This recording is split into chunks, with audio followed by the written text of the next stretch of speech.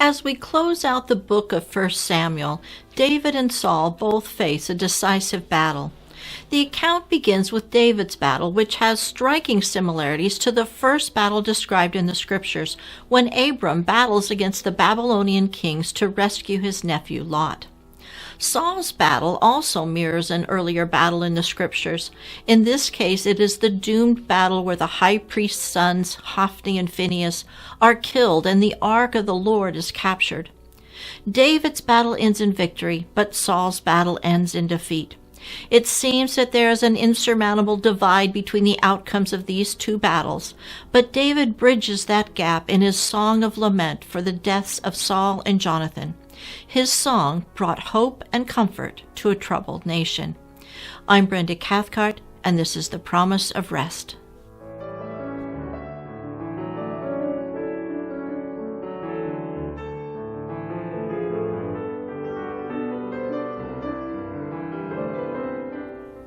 After the Philistine king Achish released David from his service, David returned to Ziklag, the city Achish had given to him to rule. David's men must have been greatly relieved to be released by Achish and not have to fight against their own brethren in the battle between Israel and the Philistines. However, while David and his men were absent, the Amalekites had used the distraction of the upcoming battle between Israel and the Philistines to raid the territories held by the Philistines and the tribe of Judah. David and his men arrived at Ziklag on the third day after being released from their servant to Achish, only to discover that Ziklag had been raided. 1 Samuel 30, 1 and 2. Now it happened when David and his men came to Ziklag on the third day that the Amalekites had invaded the south and Ziklag, attacked Ziklag and burned it with fire, and had taken captive the women and those who were there, from small to great. They did not kill anyone, but carried them away and went their way. David and all the men who returned with him were understandably greatly distressed. Their relief at being released from service to Achish turned to anguish when they discovered that their families had been taken captive and their entire town was looted and burned. In their distress, they turned against David. 1 Samuel 30:6. Now David was greatly distressed, for the people spoke of stoning him, because the soul of all the people was grieved, every man for his sons and his daughters. But David strengthened himself in the Lord his God. David, in the midst of his grief and his disappointment in his men, turned to the Lord for strength. David did not give in to despair. Instead, he asked the Lord for guidance about what he should do to recover the people and goods of Ziklag. 1 Samuel 30, 7 and 8. Then David said to Abiathar the priest, Ahimelech's son, "Please bring the ephod here to me." And Abiathar brought the ephod to David. So David inquired of the Lord, saying, "Shall I pursue this troop? Shall I overtake them?" And he answered him, "Pursue, for you shall surely overtake them, and without fail recover all." Assured by God that they would be successful against the Amalekites, David and his men immediately set off after the invaders. 200 of David's men were unable to keep up the rapid pace of their pursuit and were left at the brook Besor. That left only 400 men with David. As they continued on the way, they encountered an Egyptian servant of one of the Amalekites who was ill and had been abandoned along the way without any provisions. Notice that David left his men with provisions, but the Amalekites left the servant with nothing. David learned that the battle had taken place 3 days earlier, which placed the sacking of Ziklag on the same day that David had been released by Achish. David provided food and water for the servant, and the servant agreed to lead David to the Amalekite encampment. 1 Samuel 30:16. And when he had brought him down, there they were, spread out over all the land, eating and drinking and dancing, because of all the great spoil which they had taken from the land of the Philistines and from the land of Judah. They found the Amalekites celebrating with all the spoils they had taken from the lands of both the Philistines and the Judeans. Over the next 24 hours, David and his 400 men attacked and killed the Amalekites, with only 400 Amalekites escaping from the slaughter. If only 400 escaped, imagine how many there were to start with. David defeated an army much larger than his own small force. 1 Samuel 30, 17 through 20. Then David attacked them from twilight until the evening of the next day. Not a man of them escaped, except 400 young men who rode on camels and fled. So David recovered all that the Amalekites had carried away, and David rescued his 2 wives. And nothing of theirs was lacking, either small or great, sons or daughters, spoil or anything which they had taken from them. David recovered all. Then David took all the flocks and herds they had driven before those other livestock and said, "This is David's spoil."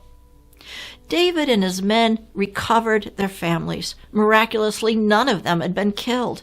They recovered all the spoils. The word recovered is the Hebrew word shub, number 7725 in Strong's Concordance, meaning to return. The sages interpret this word to mean that David returned all the spoils that had been taken from the Israelite people.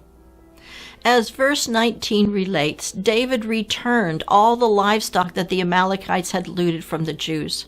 But David took all the Amalekite livestock for himself. As the king or leader of the army, he was entitled to it. But as the later verses states, he shared it with his men. David took all the spoils that the Amalekites had taken from the Philistines and the people of Judah and returned to where they had left the 200 men who had been unable to keep up. Here is where David shows his true character.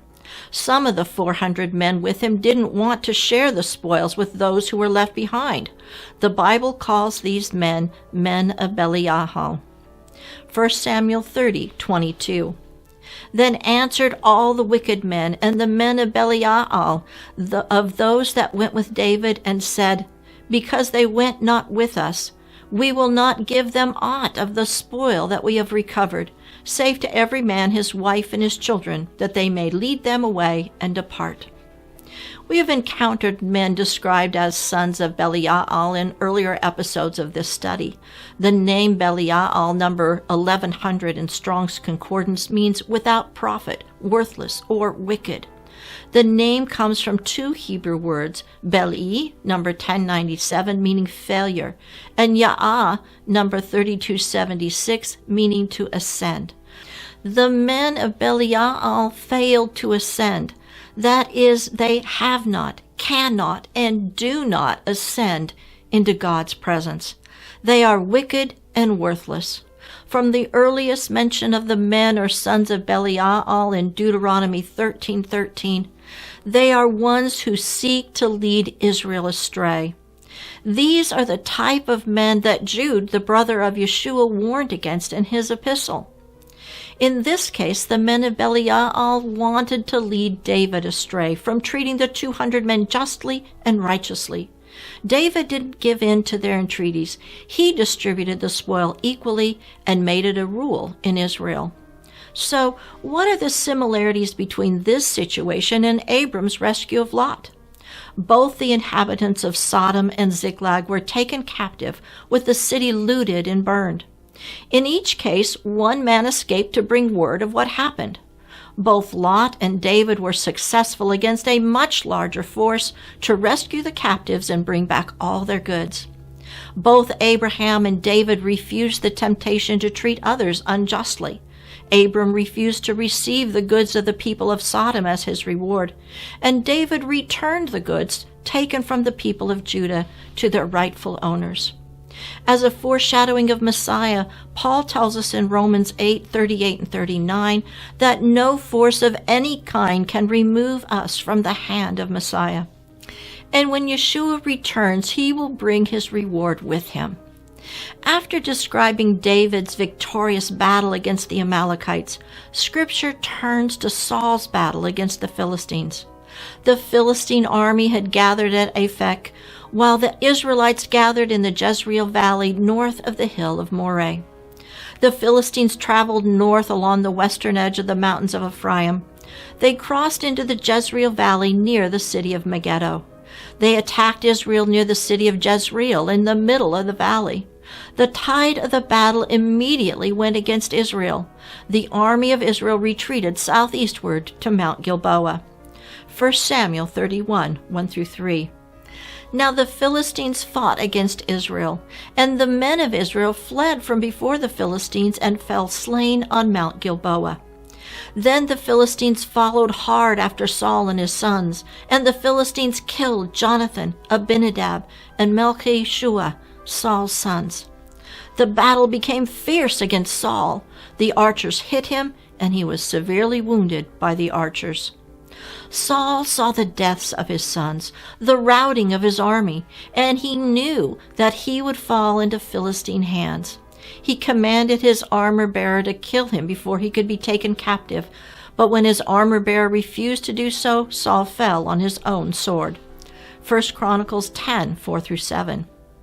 Then Saul said to his armor-bearer, "Draw your sword and thrust me through with it, lest these uncircumcised men come and abuse me." But his armor-bearer would not, for he was greatly afraid. Therefore Saul took a sword and fell on it. And when his armor-bearer saw that Saul was dead, he also fell on his sword and died. So Saul and his 3 sons died, and all his house died together. And when all the men of Israel who were in the valley saw that they had fled, and that Saul and his sons were dead, they forsook their cities and fled. Then the Philistines came and dwelt in them. When Saul's army saw that he and his sons were killed, they abandoned their own cities and fled.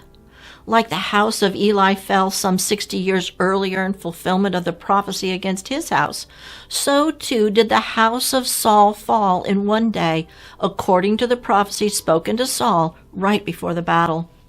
When Israel fled, they left behind Saul and his sons' bodies.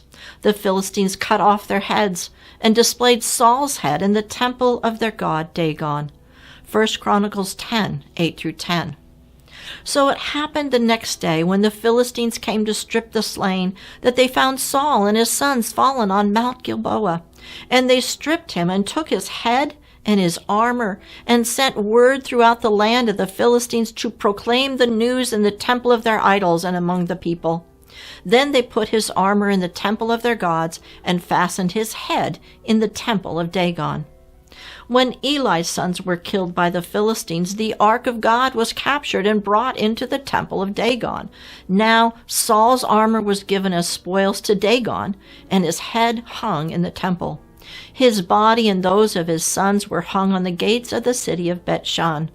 Bet-shan was on the southeastern edge of the Jezreel Valley, not far from the Jordan River.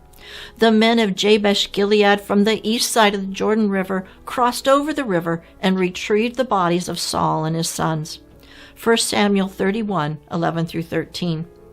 Now when the inhabitants of Jabesh-Gilead heard what the Philistines had done to Saul, all the valiant men arose and traveled all night, and took the body of Saul and the bodies of his sons from the wall of Bet-shan. And they came to Jabesh and burned them there. Then they took their bones and buried them under the tamarisk tree at Jabesh, and fasted 7 days. Saul had now come full circle. The first battle that Saul fought was in defense of Jabesh-Gilead. His burial there at the place of his first victory was a fitting memorial. The ArtScroll commentary on Samuel explains why the accounts of David's victory and Saul's defeat were related in adjacent accounts. Malbing suggests that the juxtaposition of these two events, Saul's death and David's victory over the Amalekites, is intended to impart an important idea. Just as all seemed lost, Israel had been humiliated in war, its king and his heir killed in battle, its cities abandoned and occupied by the enemy. Scripture directs its attention to the new leader who would restore Israel's glory. David is at this time residing in Ziklag after successfully rescuing his wives and the other inhabitants of the city. 2 Samuel 1, 1 and 2. Now it came to pass after the death of Saul, when David had returned from the slaughter of the Amalekites, and David had stayed 2 days in Ziklag, on the 3rd day, behold, it happened that a man came from Saul's camp with his clothes torn and dust on his head. So it was when he came to David that he fell to the ground and prostrated himself. Notice that once more we have the passage of 3 days. Earlier, David arrived at Ziklag 3 days after leaving Achish. Now, on the 3rd day after once more returning to Ziklag, David received word of Saul's death. Ironically, he received the word from an Amalekite who said he had come from the camp of Israel and had happened by chance to be near Mount Gilboa when Saul was wounded. According to his own testimony, Saul had not died when he fell on his sword. Instead, the Amalekite killed him. 2 Samuel 1, 9 and 10. He, Saul, said to me again, "Please stand over me and kill me, for my anguish has come upon me, but my life still remains in me." So I stood over him and killed him, because I was sure that he could not live after he had fallen. And I took the crown that was on his head and the bracelets that was on his arm, and have brought them here to my Lord. David, who had opportunity to kill Saul many times, each time had declared that he would not raise a hand against God's anointed. Now this Amalekite had raised his hand against Saul and killed him. David responded by executing the Amalekite. 2 Samuel 1, 15 and 16. Then David called one of the young men and said, "Go near and execute him." And he struck him so that he died. So David said to him, "Your blood is on your own head, for your own mouth has testified against you, saying, 'I have killed the Lord's anointed.'" The NKJV Study Bible comments on the necessity of David executing the Amalekite. David's execution of the Amalekite was a strong statement to those under his command that he had no part in Saul's death and did not reward it in any way. The ArtScroll commentary on 2 Samuel presents another aspect of the execution. Rawbag explains that David felt compelled to demonstrate the severity of the offense of killing a king of Israel, no matter what justification one may find. David himself had set such an example when he did not permit Saul to be harmed, even though the halakha permits someone to kill a pursuer in order to save his intended victim's life. David did not want there to be any implication that he had killed God's anointed king to become king in his place. Despite all that Saul had done against him, David genuinely mourned Saul's death. He expressed his grief in a song of lament for Saul and Jonathan. 2 Samuel 1, 17 and 18. And David lamenteth with this lamentation over Saul, and over Jonathan his son, and he saith to teach the sons of Judah the bow. Lo, it is written on the book of the upright.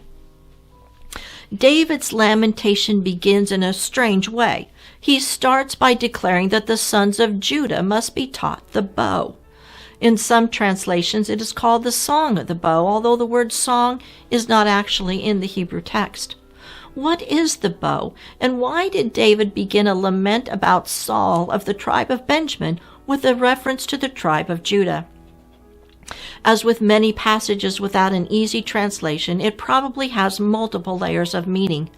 In this case, the bow was the instrument through which Jonathan warned David to flee from Saul in 1 Samuel 20:21. In 2 Samuel 1:22, David extols Jonathan as being an expert in the bow. In 1 Chronicles 8:40, the sons of Benjamin are noted as being expert archers. Also, Saul was taken down by an archer. Finally, the prophets refer to the bow as a metaphor or symbol of strength. So the bow exemplifies the weapon of warfare of which Jonathan and the tribe of Benjamin were experts. With the death of Saul, David from the tribe of Judah would now lead the battle against the Philistines to reclaim Israel's lands and cities. Judah must be strong and become proficient in this weapon of war. David's lament is recorded in the Book of the Upright. The Jewish Targums of the 1st century call the Book of the Upright the Book of the Law, referring to the Torah. Other early translations explain that the book of the upright refers to the book of Samuel itself.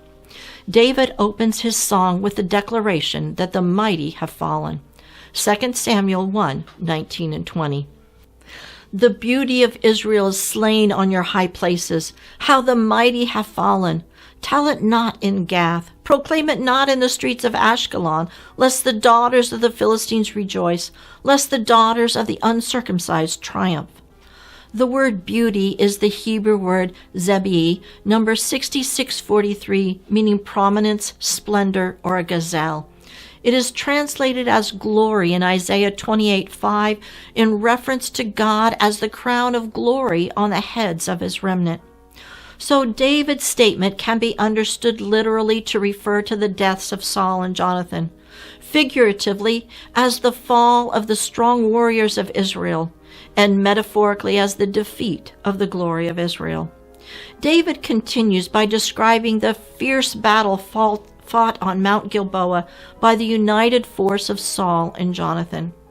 2 Samuel 1:21-23. O mountains of Gilboa, let there be no dew nor rain upon you, nor fields of offerings. For the shield of the mighty is cast away there, the shield of Saul not anointed with oil. From the blood of the slain, from the fat of the mighty, the bow of Jonathan did not turn back, and the sword of Saul did not return empty.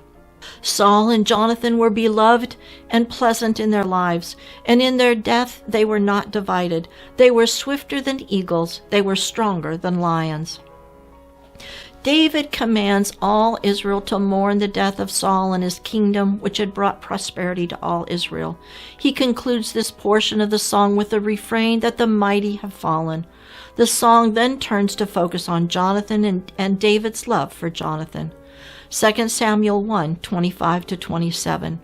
How the mighty have fallen in the midst of the battle. Jonathan was slain in your high places.